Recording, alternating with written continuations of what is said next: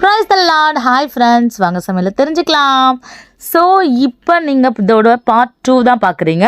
So இந்த இடம் எங்கே இருக்குதுன்னு பார்த்தீங்கன்னா, இது தாராசுரத்தில், ஸோ கும்பகோணத்துக்கு பக்கத்தில் தாராசுரத்தில் கீழப்பழையூர் பொன்னியின் செல்வனில் நிறைய அந்த பேரை உபசரிச்சிருப்பாங்க, சொல்லியிருப்பாங்க. ஸோ இந்த கோயிலோட இங்கே என்ன பாதி மண்டபம் மட்டும் இருக்குதுன்னு பார்க்குறீங்களா? இதுக்கு முன்னாடி கோயில் இருக்குது ஃப்ரெண்ட்ஸ். இது ராஜராஜ சோழத்தின் காலத்தில் அவங்க கீழ் வளையறையில் கட்டப்பட்ட கோயிலில் ஒன்று. இப்போ தான் இதோட கும்பாபிஷேகம் முடிஞ்சிச்சுன்னு சொன்னாங்க. அப்புறம் அங்கே பக்கத்தில் உள்ள மரத்தில் புளியங்காய் காய்ச்சி இருந்துச்சு. புளியங்காய்லாம் சாப்பிட்டு ரொம்ப வருஷங்கள் ஆச்சு.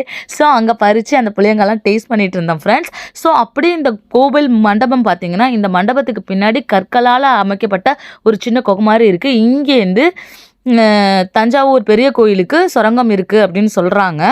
ஸோ இந்த கோயிலோட விவரங்கள் இதுதான் மட்டும்தான் ஃப்ரெண்ட்ஸ். ஆனால் இதோட ஸ்பெஷல் தாராசுரத்தில் ஸ்பெஷலாக ஒரு இடத்துக்கு போகிறோம். அந்த வீடியோஸ் நீங்கள் பார்க்கணும், நம்ம சேனலை சப்ஸ்கிரைப் பண்ணிக்கோங்க.